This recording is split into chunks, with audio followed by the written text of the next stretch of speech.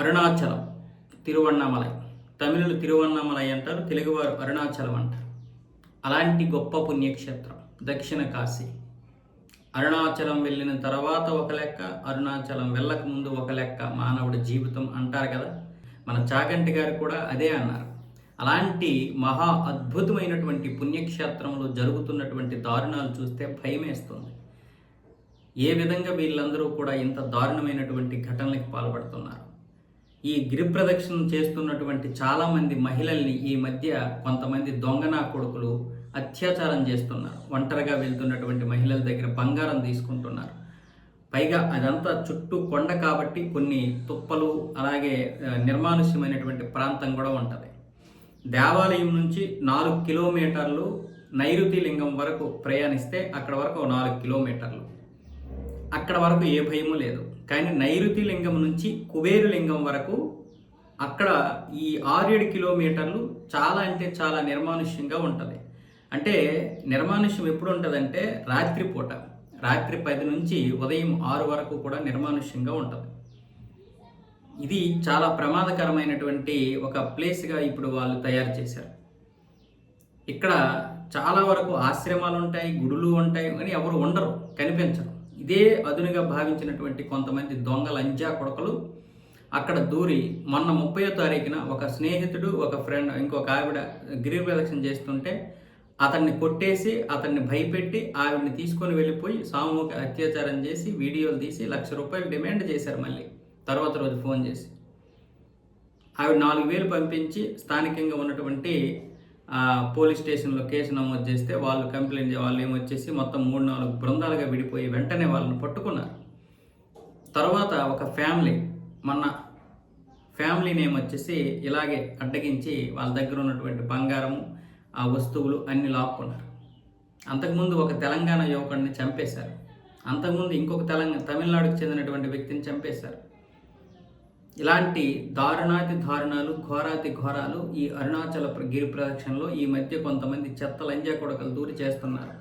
ఇది వాళ్ళకి డబ్బును తీసుకురావడమే కాకుండా మన ధర్మానికి కూడా ఒక పెద్ద ఆటంకాన్ని తీసుకొస్తుంది. ఎంతోమంది దీన్ని చూస్తే భయపడిపోతారు. ఈ వార్త చెప్పడానికి నేను నరకం చూస్తున్నాను, అంటే భయం వేస్తుంది, అంటే బాధగానే ఉంది చెప్పడం. మన అరుణాచలం గురించి ఇలాంటి వార్త చెప్పడం అనేది బాధాకరమే, కానీ తెలుసుకుంటారు, జనాలు తెలుసుకుంటారనే ఉద్దేశంతో నేను ఈ యొక్క వీడియో చేయడం జరుగుతుంది. గిరి ప్రదక్షిణ గుర్తుపెట్టుకోండి, రాత్రి 10 తర్వాత చేసేటప్పుడు గుంపులు గుంపులుగా మాత్రమే చెయ్యండి. అవసరమైతే కర్ర పట్టుకోండి, తప్పేమీ లేదు. లేదంటే ఆ సమయంలో చేయకపోయినా పర్లేదు, ఎలాగో ఇప్పుడు సమ్మర్ అయిపోయింది కాబట్టి. తెల్లవారుజామున కూడా ఎవరూ లేకపోతే వెళ్ళకండి. మీరు గుర్తుపెట్టుకోండి, మన దేవాలయాల ముఖద్వారం నుంచి లేదా ఇంద్రలింగం నుంచి నైరుతి లింగం వరకు పర్వాలేదు, నైరుతి లింగం నుంచి కుబేరు లింగం వరకు మీరు చేస్తున్నటువంటి గిరి ప్రదక్షిణ మాత్రమే దృష్టిలో పెట్టుకొని, ఎక్కడ నిర్మానుష్యంగా ఉన్న జనాలు ఎవరు లేకపోయినా అక్కడ మాత్రం కొంచెం జాగ్రత్తగా చూసుకోండి. ఇక ఆటోల్లో చేస్తున్నటువంటి వారికి ఏ ఇబ్బంది లేదు, నడుచుకుంటూ వెళ్తున్నటువంటి వారి మీదే. పైగా మనం ఇన్ని కిలోమీటర్లు నడుచుకుంటూ వెళ్ళేసరికి మనలో కొంత శక్తి కూడా పోద్ది కదా. మళ్ళీ గిరి ప్రదక్షిణ చేసిన తర్వాత మనకు శక్తి వస్తుంది, పూర్తిగా చేసిన తర్వాత. ఆ ఆర ఒక వారం రోజుల వరకు ఉంటుంది. కానీ మరి ఇలాంటి దౌర్భాగ్యులు, దొంగనా కొడుకుల పేర్లు కూడా చూడండి ఎంత చక్కగా ఉన్నాయో ఒక్కొక్కడివి. వీళ్ళు అడయార్ గ్రామానికి చెందినటువంటి వాసుదేవను, పెద్దబాలయ్యపట్టుకు చెందిన ఆకాశు, అశ్వనాథు సురణై, అలాగే అప్పు, హరిహరన్, శర్మ, శాంతమంగళం గ్రామానికి చెందినటువంటి అరుణకుమారు, తిరువన్నామలైకి చెందినటువంటి శివగణేశన్, అలాగే మరో 16 ఏళ్ల బాలుడు. మొత్తం 8 మందిని వీళ్ళని అరెస్ట్ చేశారు పోలీసులు. ఇంకా హంతకులు దొరకలేదు. పోలీసులు ఒక 5 బృందాలుగా ఏర్పడి వీళ్ళని పట్టుకున్నారు. అది ఎలాగో తమిళనాడు ప్రభుత్వాలు ఇలాంటివి ఏదో పట్టించుకో, పోలీసులు పట్టించుకుంటారు, కానీ ఇప్పుడు మంచి పని జరిగింది అనుకుంటాయి ప్రభుత్వాలు. సనాతన ధర్మాన్ని నిర్మూలిస్తామన్నారు కదా, మరి సనాతన ధర్మం కోసం వస్తున్నటువంటి వారిని, పాటుపడుతున్నటువంటి వారిని వాళ్ళు ఎందుకు రక్షిస్తారు చెప్పండి? పోలీసులు రక్షించారు, ఓకే, వాళ్ళ యొక్క విధి వాళ్ళది చేశారు.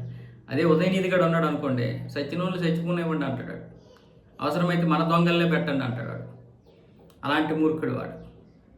మరి ఇప్పుడు విజయ్ ఏం చేస్తాడో తెలియదు, కానీ ప్రస్తుతానికైతే హిందువులకి సరైనటువంటి స్వేచ్ఛ అయితే లేదు. ఏదైనా సరే హిందువులకి సరైనటువంటి సేఫ్టీ లేదు వాస్తవంగా చెప్పాలంటే. ఒక కుట్ర కోణం అయితే బాగా జరుగుతోంది. ఖచ్చితంగా మన మీద దాడి అంటే కేవలం డబ్బుకో బంగారంకో కాదు. ఈ దాడి మన వ్యవస్థ మీద కూడా, ఈ దాడి మన హైందవం మీద కూడా.